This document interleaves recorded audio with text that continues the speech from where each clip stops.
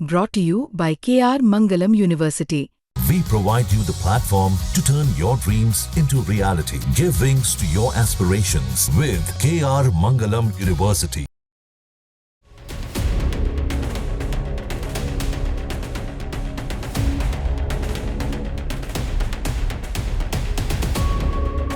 Israeli सेना ने Iran की राजधानी तेहरान पर बड़ा हमला किया है। इस हमले के बाद से ही दोनों देशों के बीच का तनाव अब खुली जंग में बदलता दिखाई दे रहा है।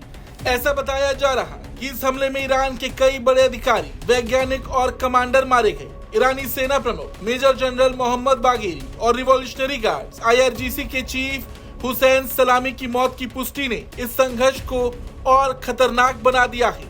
ईरान की सरकारी टीवी ने पुष्टि की है कि इजराइल के हालिया हवाई हमलों में ईरानी सेना के सर्वोच्च सैन्य अधिकारी मेजर जनरल मोहम्मद बागेरी की मौत हो गई। बागेरी न केवल ईरान के सबसे वरिष्ठ सैन्य अफसर थे, बल्कि वो देश की रणनीतिक, परमाणु और सैन्य नीति के मुख्य योजनाकार भी माने जाते थे। उनकी मौत को ईरान की सैन्य संरचना पर सबसे बड़ा झटका बताया जा रहा है। वहीं इससे पहले IRGC के चीफ कमांडर हुसैन सलामी की मौत की भी खबर सामने आई थी। सलामी ईरान की सैन्य ताकत का प्रतीक माने जाते थे और बैलिस्टिक मिसाइल कार्यक्रम, यूरेनियम संवर्धन और लेबनान, सीरिया व इराक में ईरान के प्रॉक्सी नेटवर्क की निगरानी का काम भी उन्हीं के हाथों में था। इजराइल का यह हमला सिर्फ एक सैन्य ऑपरेशन नहीं, बल्कि पूरे क्षेत्र की स्थिरता के लिए एक बड़ा खतरा बन गया, क्योंकि इस हमले में ईरान के कई बड़े कमांडर्स की मौत हुई है और ईरान ने भी इजराइल को खुली धमकी दी है कि इजराइल को इसका दर्दनाक अंजाम भुगतना होगा।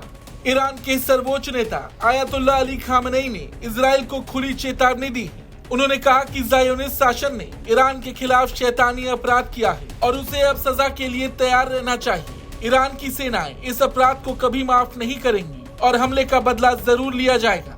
ईरान के विदेश मंत्रालय ने भी इस हमले को खुली युद्ध घोषणा बताया है और कहा है कि इसका जवाब ईरानी धरती या कहीं से भी दिया जा सकता है। वहीं इजराइल का कहना है कि इस ऑपरेशन का उद्देश्य ईरान की उन क्षमताओं को समाप्त करना था जो उसे जल्द ही परमाणु बम बनाने की स्थिति में ला सकती थी। इजराइल का दावा है कि ईरान के पास इतना यूरेनियम इकट्ठा हो गया था कि वो परमाणु बम बना सकता था। इजरायली PM बेंजामिन नेतन्याहू के मुताबिक अगर हमने कार्रवाई नहीं की होती तो बहुत देर हो जाती। ये हमला हमारी आत्मरक्षा के लिए जरूरी था। इजरायली सेना ने इस हमले को ऑपरेशन राइजिंग लायन नाम दिया है और कहा कि उसने दर्जनों जेट विमानों से ईरान के परमाणु ठिकानों, मिसाइल फैक्ट्रीज और सैन्य अड्डों पर सटीक हमला किया है। हालांकि इजरायली सरकार ने अपने देश में नागरिकों को सतर्क रहने को कहा है। इजराइल का मानना है कि ईरान किसी भी वक्त हमला कर सकता है।